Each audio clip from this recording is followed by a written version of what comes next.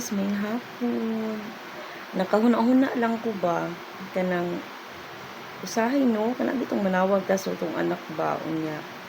Masad sila kay kuno wala sila na apil sa top sa school or kanang wala sila madawat na award sa eskwelahan. Kanang maluoy pud sa tong anak ba no unya makaingon ta ba nga kanang pang-comfort na lang sa ilaha ba kay abi siguro nila once nga kanang ilahang ginikanan grabe jud pa ning kamot murag required pud ang achievement sa ila sa eskwelahan.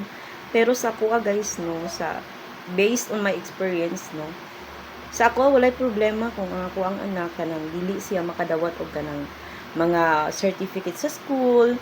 Although okay kay na sa ato ang parents kay syempre murag maka-proud kay sa ato ba na anang pag makadawat sila sa school og kanang mga certificate murag pamati nato maipanghambog nato sa laing tao. Pero na-realize na ko guys no nga sa panahon karon sa ko lang as a parent ha dili importante sa ako kung unsay kanang madawat sa akong anak. Ang ako lang is once nga bata pa siya gusto na ko nga kanang ma-enjoy ni iyahang life as a child ba. Dili na ko siya gusto nga kanang at the age of 10 kanang pamati niya burden na kay sa iyaha nga naa siya kanang responsibility sa iyahang ginikanan.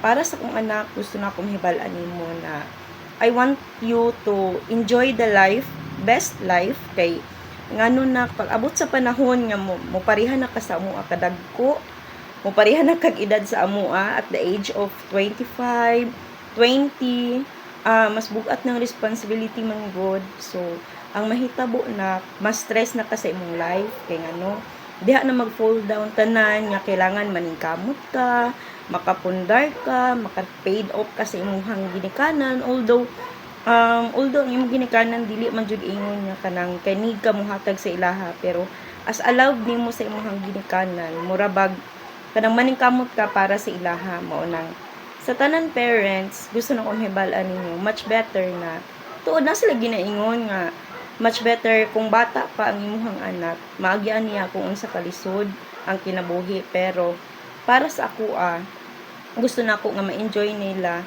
as their age. Kung ma-enjoy nila ba nga bata jud sila, ma-feel nila nga bata pa sila kay kumutungtong na sila sa tong age dili na nila ma-enjoy kay puro stress na lang ang ilang mahunahunaan. That's all guys, thank you.